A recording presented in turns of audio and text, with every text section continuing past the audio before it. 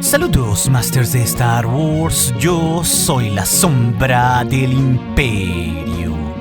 ¿Qué? La sombra del Imperio. El Lord de los Sith, Darth Maul, es sin duda uno de los más grandes villanos en la historia de Star Wars y un actor fundamental en ella, ya que con su aparición original en el episodio 1, con esos ojos rojizos y sus siniestros cuernos, a todos nos hizo experimentar lo que significaba en realidad la amenaza de un Sith finamente entrenado en las artes oscuras, al matar claro ahí a un maestro Jedi como lo fue Qui-Gon Jinn. Pero aun cuando creímos por mucho tiempo a Maul muerto, él volvió de su supuesta muerte a la serie de Clone Wars y en películas como Han Solo o también en la serie de Rebels para volverse una de las más grandes amenazas, tanto para los Jedi como los Sith, como un simple usuario oscuro. Así que precisamente porque Maul no ha estado siempre en las películas, hay ciertas cosas que simplemente se desconocen o que en realidad poca gente entiende sobre la vida de este Zabrak. Uno que un día fue un Sith y luego dejó de serlo para rivalizar con su ex maestro Sidious, y sobre todo son cosas que se complementan muy bien a su psicología, al igual que historias contenidas en diferente contenido como series, novelas o hasta cómics. Es por eso, Masters, que revisaremos 7 cosas que en realidad casi nadie entiende sobre la vida de Darth Maul, tanto en sus historias del canon como con Legends. Y justo comenzando con nuestro número 1, y algo que propiamente pocos saben de él, es que técnicamente tenemos 2 historias de origen de Darth Maul que están ligadas al lado oscuro y a su planeta Dathomir, y que ambas en cierto sentido se complementan, ya que por un lado en el canon, en el cómic del hijo de Dathomir, es la propia líder de las Hermanas de la Noche, la Madre Talzin, la que nos revela que Maul efectivamente sí era su hijo, ya que en el pasado, cuando eran jóvenes, Sidious le había prometido hacerla su mano derecha, pero en lugar de eso le robó lo más querido para ella, su propia carne y sangre. Talzin pues pensaba ser un aprendiz de Sidious y este le engañó y le robó a su hijo, sabiendo ya de su potencial en la fuerza para así convertirlo en su aprendiz. Y se supone que fue Talzin la que, de acuerdo con la tradición de su cultura,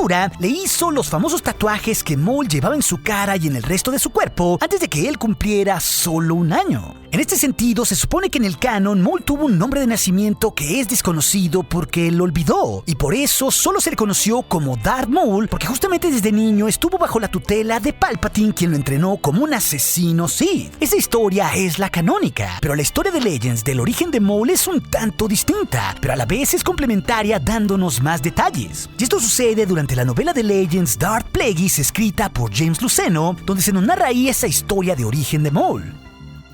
ya que fue su madre original, una mujer Zabrak, hermana de la noche, que no fue Talzin, la quien le ofrece a este niño como un regalo a Darth Sidious cuando este visitó la ciudad del desierto azul en Dathomir. Lo importante de esto es que Sidious sintió el poder de la fuerza de un bebé Maul de 1 año de edad, cuyos cuernos aquí estaban aún blandos y con la piel y la cara de nuevo toda tatuada con pigmentos rojos y negros. La cuestión es que esta mujer de nombre Kisina, que se ostenta como su madre en la novela, le dice a Palpatine que el padre de Maul murió tras después de cumplir su propósito como un fecundador, como era pues en la tradición de las Hermanas de la Noche, que era un matriarcado, por lo que su madre pretendía aquí proteger a Maul precisamente de la influencia de la Madre Talzin para que él pudiera tener una vida libre. Por eso en realidad se lo da a Sidious, quien lo acepta, aunque también el Sith siente aquí que la mujer ocultaba algo, ya que ella le explica que se lo estaba dando porque había otro hermano de Maul quien no se menciona qué era, pero que él sí estaba ya por la influencia de Talzin y que ella lo conocía. Por eso Kisina estaba optando por la opción para que su otro hijo no fuera sirviente de Talzin, como si lo terminaría siendo su otro hermano. Así que, como podemos ver, Masters, a pesar de ser esto distinto entre el canon y Legends, se complementa de cierta manera porque nos habla de Savage Opress, porque de una forma u otra Maul sí fue robado de la influencia de la madre Talzin de Dathomir. Lo distinto es que en una historia Palpatine lo roba y en la otra su madre original lo regala. Pero de cualquier forma, Maul terminaría siendo entrenado por casi 21 años como un Sith hasta que fue derrotado por Kenobi en el episodio 1. En el lugar 2, Master, debemos saber que el nombre de Maul viene de ese mismo término en inglés que significa mazo, cuya connotación del nombre habla de que estaba destinado a ser, tanto por los dathomirianos como por los Sith, como una poderosa arma para atacar. Y si nos damos cuenta también, los mazos medievales solían estar llenos de picos afilados como los cuernos de Maul, así que su nombre con todo esto hace doble sentido. Pero justo en la novela de Darth Plagueis, cuando vemos a esa mujer que les mencioné, que es su madre quien se lo regala a Sidious, es que es ella quien le revela al Lord de los Sith su nombre original, y tal cual ahí lo llama como Maul, haciendo de nuevo referencia a un mazo en la novela. Ella pues tal cual lo define como un nombre apropiado por su poder que guardaba en la fuerza. Esto nos dice que al menos en Legends, el nombre de Maul se mantuvo desde su nacimiento y no fue modificado, pero que de cualquier forma la intención de Sidious al nombrarlo ya con el título de Darth como Darth Maul era que fuera una poderosa arma para los Sith. De hecho, en esa misma novela se nos cuenta que Maul recibió el título de Darth sino hasta que fue entrenado por mucho tiempo, y que fue fruto de haber sobrevivido a misiones peligrosas, al igual que de morirse de hambre, de enfrentarse a droides asesinos o sobrevivir en arenas de gladiadores desde que tenía 10 años. Pero no fue por eso su título de Sith, sino porque con los años demostró ser obediente y leal a Sidious. Así que esto nos explica cómo fue el duro camino del aprendiz Zabrak para hacerse un Sith desde que era niño. Uno que sabemos que hasta en el canon, Palpatine lo hizo experimentar terribles visiones para verdaderamente sentir el odio hacia los Jedi por toda la erradicación Sith pasada.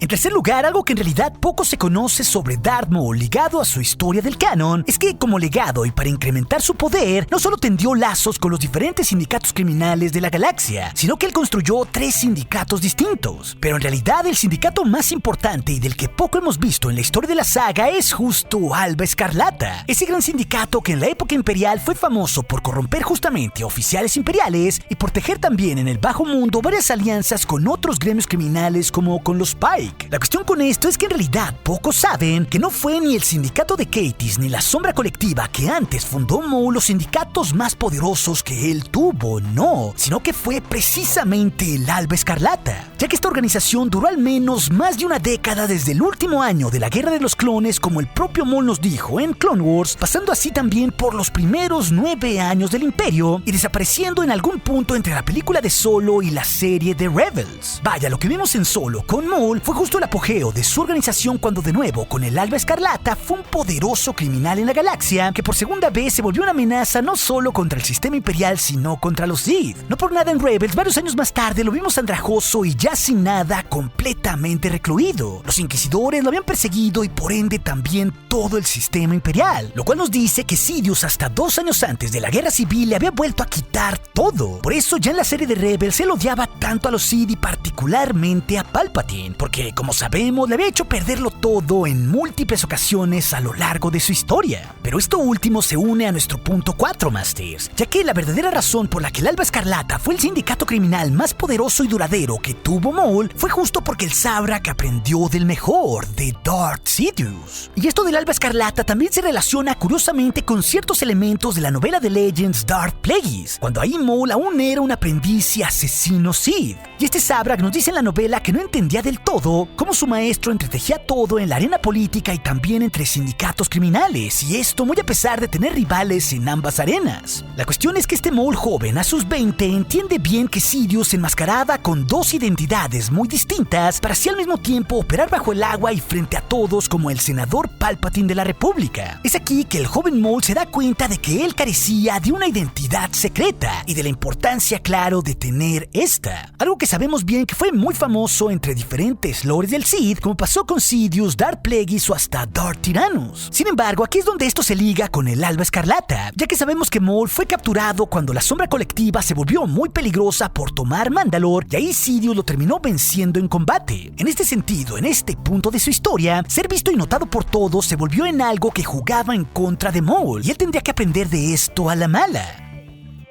Y fue gracias que por desarrollar una identidad secreta que precisamente después de quedar libre podría desarrollar en completo secreto sin que nadie lo supiera el Alba Escarlata, porque no lo supo ni otros criminales, ni los Jedi, ni el propio Palpatine, como fue muy claro durante la última temporada de Clone Wars cuando él estuvo hablando con los Pike. Maul pues desarrolló ese sindicato durante el fin de la Guerra de los Clones, operando al paralelo de su propia organización donde sí se dejaba ver, pero fue más inteligente aún entre sus años 30 y 40 porque tras la desaparición de los Jedi y perder Mandalore pudo precisamente refugiarse en el Alba Escarlata sin parecer en realidad una amenaza, porque perder Mandalore sería la cortada perfecta para no parecer una amenaza entre los Sith en plena época imperial. Él pues había perdido todo con su identidad visible con la sombra colectiva, pero seguía siendo al mismo tiempo todo un líder criminal con su segunda apuesta que fue en realidad Alba Escarlata, algo que fue muy evidente en el futuro en sus años 40, cuando esta organización creció bastante en la época de Solo, ya que Maul nunca despachó abiertamente como el líder de esta organización. Esto lo hacían sus marionetas, como él antes fue una de las de Palpatine. Por eso ese Maul experimentado tenía personajes como Dryden Voss o Kira que le sirvieran para forjar alianzas, corromper el imperio y seguir siendo un criminal poderoso. Y todo eso lo haría Maul porque había aprendido justo de Darth Sidious con los años para poder ocultar su verdadera identidad. En quinto lugar, tenemos que entender un gran hito de Lord Maul estando ya fuera de los Sith, que también simboliza por qué fue una gran amenaza para estos, muy aparte de sus sindicatos o de enfrentarse a muerte con su maestro, ya que el Sabrak fue el único en sus tiempos que pudo capturar a los dos principales líderes separatistas, al general Grievous y al conde Dooku. Esto pues se dio en el cómic canónico del hijo de Dathomir, que fue en realidad uno de los arcos suprimidos de la serie de Clone Wars cuando originalmente fue cancelada, que únicamente fue hecho para complementar la historia de Maul, liberándose ahí de la prisión de Stygion Prime para vengarse de Sidious y sus separatistas. Esto previo a los sucesos de la temporada final de The Clone Wars. El caso es que ahí Maul le pondría una trampa perfecta a los separatistas, y él solo podría no solo abordar la nave del general Grievous y desactivar a todos sus droides de batalla capturando a este general, sino que también gracias a esto y por poner a sus fuerzas como carnada, podrían en tierra sus fuerzas capturar al conde Dooku cuando sus droides serían desactivados por la estrategia de Maul, y así Darth Tyrannus sería abrumado por los criminales y los mandalorianos leales al Sabrak. La estrategia de Maul sería tan brillante que en un hecho único él mismo le podría demostrar a su ex maestro que tenía arrodillados y capturados a sus dos generales, y todo como una venganza hacia el propio Sidious. Con esto nos damos cuenta de lo grande que fue Maul, haciendo algo que ni siquiera en sus tiempos los Jedi pudieron hacer: capturar a Grievous y a Dooku con un solo golpe. En sexto lugar, debemos saber que algo que pocos se dan cuenta sobre él y su historia es que Maul siempre supo del gran plan de los Sith para acabar con los Jedi como su fin último.